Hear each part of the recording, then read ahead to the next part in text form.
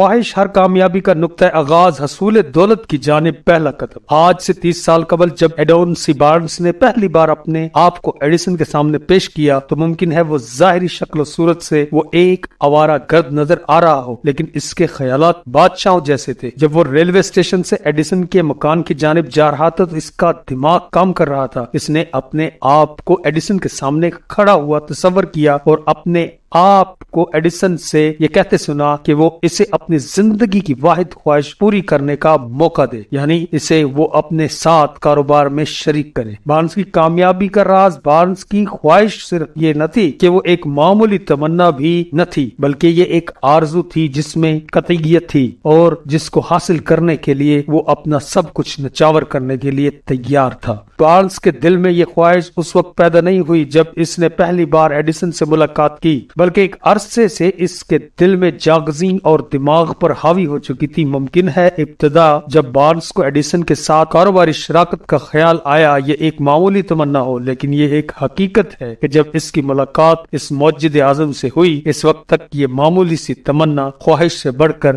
انتہائی شدت اختیار کر کے اس کی آرزو حیات بن چکی تھی۔ چند سال بعد بارنس ایڈیسن کے سامنے اسی دفتر میں اسی طرح کھڑا تھا جہاں اس نے اس سے پہلی بار ملاقات کی، لیکن اب حالات میں تبدیلی ہو چکی تھی۔ اس وقت بارنس نے اپنی خواہش اور آرزو حاصل کر لی تھی۔ وہ ایڈیسن کا کاروباری شریک تھا، حصہ دار تھا۔ آج جو لوگ بارنس کو جانتے ہیں اس سے حسد کرتے ہیں کیونکہ زندگی نے اسے ایسا غیر معمولی موقع دیا۔ وہ اسے کامیابی کے زمانے میں بلا اس امر اور تحقیق کے دیکھتے ہیں کہ اس کی کامیابی کے اسباب کیا ہیں۔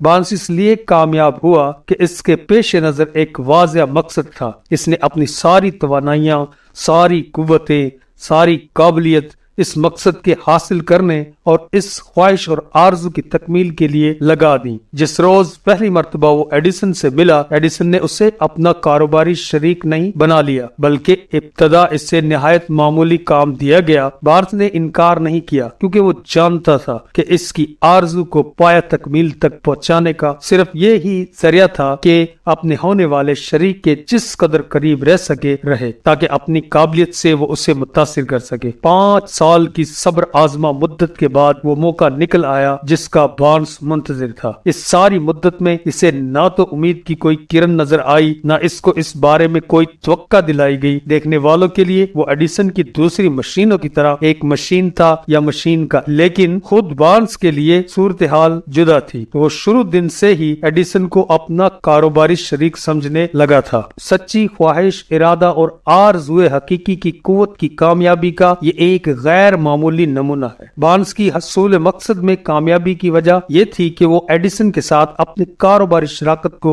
ہر چیز پر ترجیح دیتا تھا۔ اس نے ایک تجویز سوچی، ایک لاہ عمل بنایا اور اس پر عمل کر کے اپنے مقصد میں کامیابی حاصل کی۔ جب وہ اس مقصد کی جانب بڑھا تو اس نے اپنا واپسی کا راستہ اپنے لیے بند کر دیا کیونکہ پھر وہ اس راستے واپس جانا ہی نہ چاہتا ہے۔ نتیجہ یہ ہوا کہ یہ خواہش اس کی زندگی کی سب سے بڑی اور واحد آرزو بن گئی اور آخر میں یہی آرزو حقیقت میں بدل گئی۔ جب وہ ایڈیسن کے پاس جا رہا تھا اس نے اپنے آپ سے یہ نہیں کہا کہ میں ایڈیسن سے کہوں گا کہ مجھے کسی کام کا موقع دیا جائے، بلکہ اس نے کہا میں ایڈیسن سے ملوں گا اور اسے بتلاؤں گا کہ میں اس کے ساتھ کاروباری شراکت کے لیے آیا ہوں۔ اس نے یہ نہیں سوچا کہ وہ یہاں چند دنوں تک کام کرنے کے لیے آیا ہے، اگر اسے یہاں کوئی اچھا موقع نہ ملا تو وہ یہاں سے کہیں اور قسمت آزمائی کے لیے چلا جائے گا، بلکہ اس نے کہا میں کسی جگہ اور کسی مقام پر جہاں مجھے ایڈیسن بھیج دے کام کرنے کے لیے تیار ہوں، لیکن جب تک میں اس کا کاروباری شریک نہ بن جاؤں سکون سے نہ بیٹھوں گا۔ اس نے یہ نہیں کہا کہ میں آنکھیں کھلی رکھوں گا تاکہ اگر میں ایڈیسن کے پاس کام کرتے ہوئے وہ نہ حاصل کر سکا جو میرا مقصد ہے تو میں کسی اور جگہ مقصد آوری کی کوشش کروں گا، بلکہ اس نے کہا دنیا میں میرا ایک ہی مقصد ہے کہ میں ایڈیسن کے ساتھ کاروباری شراکت حاصل کروں۔ اس کے لیے میں اپنی پوری کوشش کروں گا اور اپنے مستقبل کی بازی لگا دوں گا۔ اسے اپنے لیے واپسی کا کوئی راستہ نہیں چھوڑا، اسے کامیاب ہونا تھا یا بالکل ختم ہو جانا۔ دوستو اگر ہماری ویڈیو آپ کو پسند آئی ہو تو لائک اور شیئر کرنا نہ بھولیے گا، اور اگر آپ نے ہمارا چینل سبسکرائب نہیں کیا تو سبسکرائب کر دیں اور بیل آئیکن کو دبا دیں تاکہ آئندہ آنے والے تمام ویڈیوز آپ تک پہنچتی رہیں۔ ملتے ہیں ایک اور